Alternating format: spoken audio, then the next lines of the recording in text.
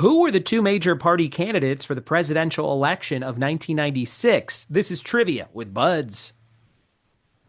What it be, and welcome to another episode of the Trivia with Buds podcast. I'm your host, Ryan Buds, and it's not too late to book a holiday party. I do quite a bit of those in January and sometimes all the way into February. So if you have a holiday party coming up late, or a party of any kind, or a work function on Zoom or Teams, and there's one person at your company that has to put together the entertainment, and it's usually like something lame, and they ask a couple trivia questions and move on to the work of the day, hire me instead. Triviawithbuds.com has all the details, and you can email me anytime, ryanbuds@gmail.com. Special deals, of course, for avid podcast listeners. Make sure you mention that when you message me. Say, hey, I listened to the podcast, and you said there was a deal, and I'll give you a deal. Today's episode all about 90s pop culture for Patreon subscriber Mo Martinez, who I know loves wrestling and has a signed Cody Rhodes Funko. I know that for sure. And I know he probably watched the new Netflix Raw. We're in the WWE Raw Netflix era. And I watched the whole thing last night. It was awesome. Very excited that you can watch it, even though the show is broadcast live. You can rewind it to the beginning if you want to come in like halfway through. You don't have to wait till it's done streaming like you did on Peacock to then go back and watch the beginning. So that helps me not run into spoilers, which is great. We have triple connections for you. Cara, Navel, and Sumo. Cara, Navel, and Sumo. Find out the connection between those three things at the end of the episode, along with a fun fact of the day about Queen Elizabeth. We're all warmed up, we're ready, and we're jumping into 90s pop culture for Mo. Here we go.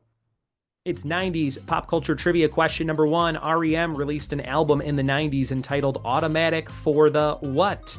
Number one, REM released an album in the 90s entitled Automatic for the what? Number two, which soccer team won the 1990 World Cup final? Which soccer team won the 1990 World Cup final? Number three, Mel Gibson and Danny Glover were the cop duo in which 90s films? Number three, Mel Gibson and Danny Glover were the cop duo in what 90s films? Number four, what was the only song to reach number one on Billboard's alternative music chart in the 90s for the band Semisonic? Number four, what was the only song to reach the number one spot on Billboard's alternative music chart in the 90s for the band Semisonic? Number five, who did the voice of a chatty bat in Fern Gully? Who did the voice of a chatty bat in Fern Gully? Number six, what color was cartoon space rabbit Bucky O'Hare's fur? What color was cartoon space rabbit Bucky O'Hare's fur? Number seven, Insomnia Cafe was one of the original titles for what sitcom? Insomnia Cafe was one of the original titles for what sitcom? Number eight, in which Toy Story film was Cowgirl Jessie introduced? In which Toy Story film was Cowgirl Jessie introduced?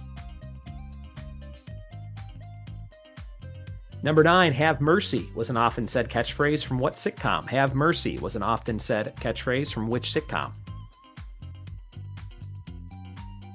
Number 10, what actor played the villain in The Rocketeer? What actor played the villain in The Rocketeer? And number 11, who were the two major party candidates for the presidential election of 1996? Those are all your questions on 90s pop culture. Hope you got all the answers like my friend Mo Martinez. We'll be right back with the answers after this. We are back with the answers to 90s pop culture. Let's see how you did. Number one, REM released an album in the 90s entitled Automatic for the People. Automatic for the People. Number two, which soccer team won the 1990 World Cup final? Germany. Number three, Mel Gibson, Danny Glover, 90s films, Lethal Weapon. I think number one and number two came out in the 80s, and then three and four came out in the 90s. Number four, what was the only song to reach the top of the charts for Semisonic? That was Closing Time, a karaoke favorite since I started hosting karaoke about a year ago. People always like to close out with that one. Number five, who did the voice of a chatty bat in Fern Gully? The late, great Robin Williams, Fern Gully. Number six, Bucky O'Hare was a space rabbit with green fur. He was a green rabbit. Number seven, Insomnia Cafe was one of the original titles for Friends, amongst others. Number 8, in which Toy Story film was Cowgirl Jessie introduced? Toy Story 2. Number 9, Have Mercy was said by Uncle Jesse on Full House, which has become a staple in my house. My daughter watched all of Fuller House, and now she's going back and watching Full House, and she goes, man, this original one's just not as good. And I was like, you bite your tongue. Number 10, what actor played the villain in The Rocketeer? That was Timothy Dalton, who played Bond not too long before that. And number 11, who were the two major candidates for the presidential election of 96? Bob Dole and Bill Clinton. Of course, Bill Clinton won that election. There you go, and thanks for listening to that quiz picked by Patreon subscriber Mo Martinez. If you want to pick topics I do on the show just for you, patreon.com/trivia with buds, and you can pick one for $5 a month. Go check it out.